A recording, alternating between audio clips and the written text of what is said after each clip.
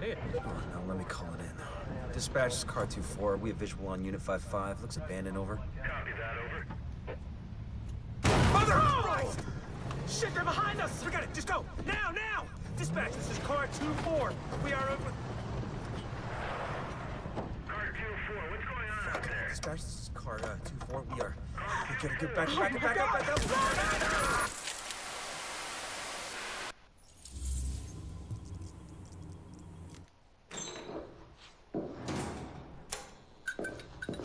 One of the things that makes a virus lethal is adaptation. Rapid mutation makes it harder for antibodies to identify and drugs to kill. What we're seeing in the samples you pulled from the population at the train yard is the degree of genetic drift green poison is already experiencing, and it's significant, which means it'll be that much harder to find a vaccine.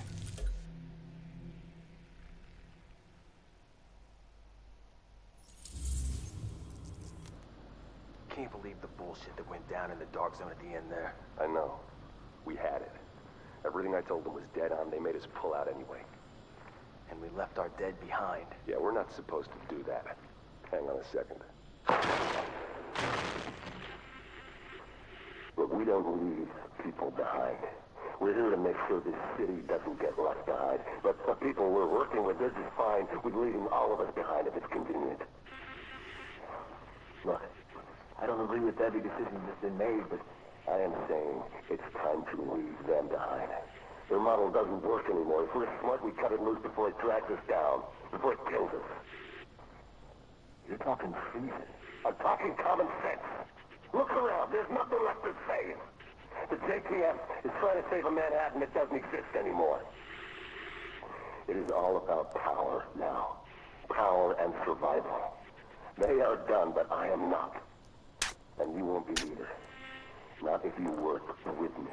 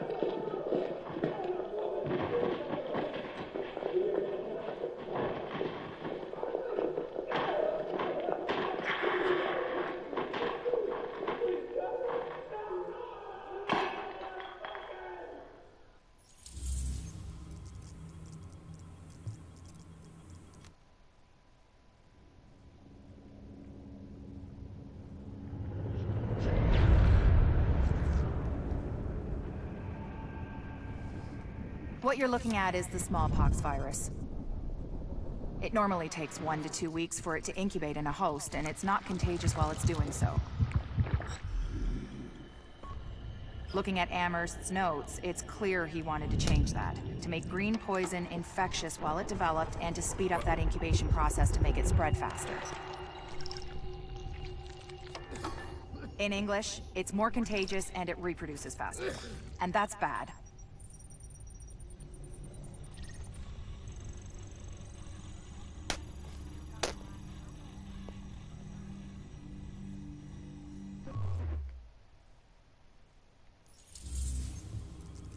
I think we need to modify the terms of our agreement.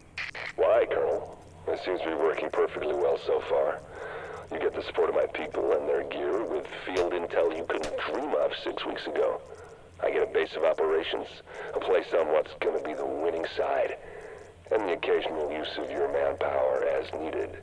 Not to mention the occasional surface-to-air missile. Or have you forgotten about that chopper in Brooklyn? Look, my people did the dirty work on that op, Bliss, and eliminating Division Senior Command was as much a benefit to you as to me. The last thing either of us wanted was a senior division agent directing a second wave. Hang on, I'm getting feedback on the link. We've been compromised? Looks like it. Cutting the link now. No, don't you.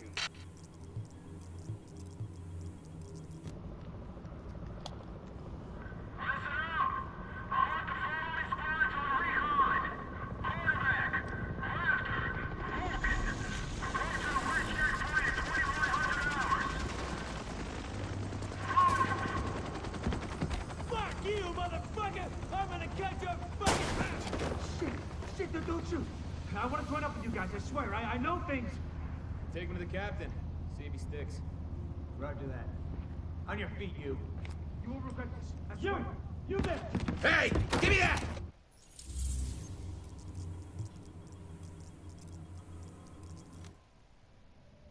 We've got confirmation that green poison wasn't bred. It was coded. Specifically, he picked up on his buddy Chernenko's research about modifying virus genomes in a virtual space, kicked it up a few notches, and fed the result into an industrial protein replicator. What came out the other end was a working virus, one he could keep tweaking to achieve maximum effect. By which I mean, dead people. I don't get it. You think there's maybe enough virus going around right now? It's all about the leverage.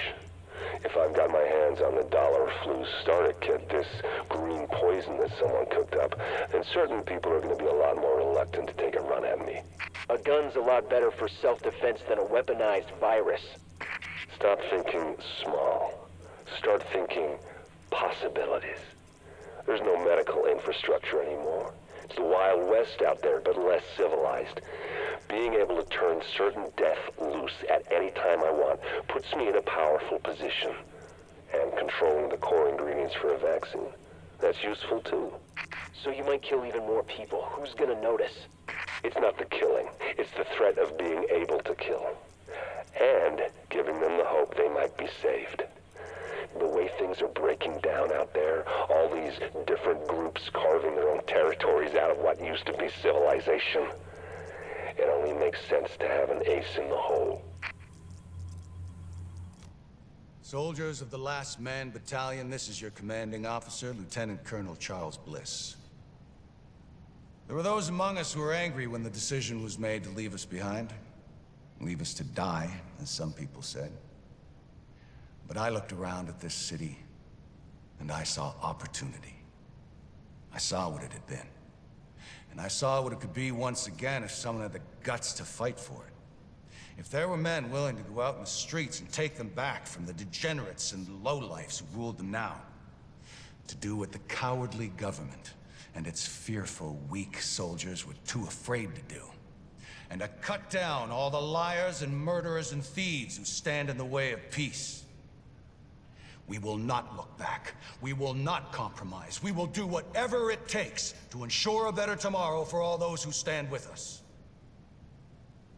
And those who stand against us, may God have mercy on their souls. Bliss out. Tell me we got that. Because God damn it, I'm not doing it a second time.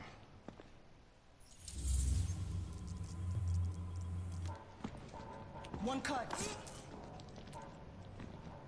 One cut's gonna make you bleed. But one cut don't kill you. One cut just makes a scar. We're gonna fucking fight him. A deeper cut. We're gonna fucking fight him. We're gonna get him. We're gonna... Makes you cry.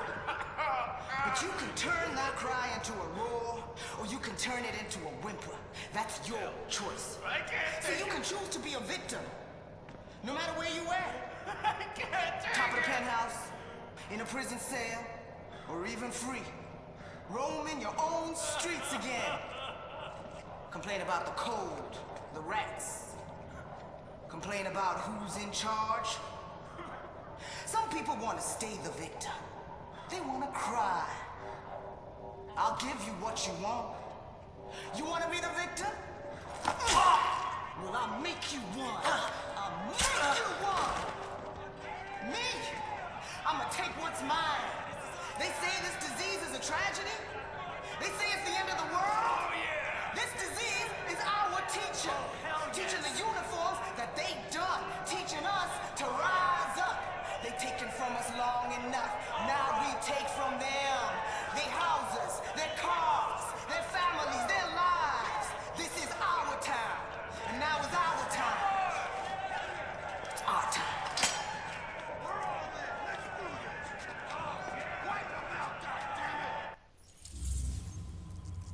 What a complete fucking psycho bitch. Jeez. Alright guys, last video. Just like I said, showing all these videos. Not in sequence though, just like, not in ones that I discovered back to back, but yeah, just going down the line.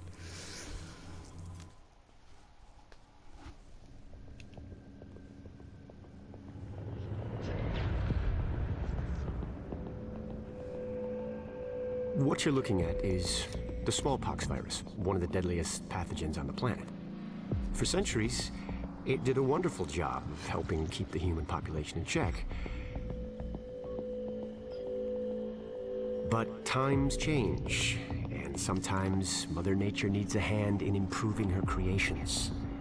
Like, say, speeding them up a little bit, making them contagious when they should be quietly incubating in a host, or making them more lethal.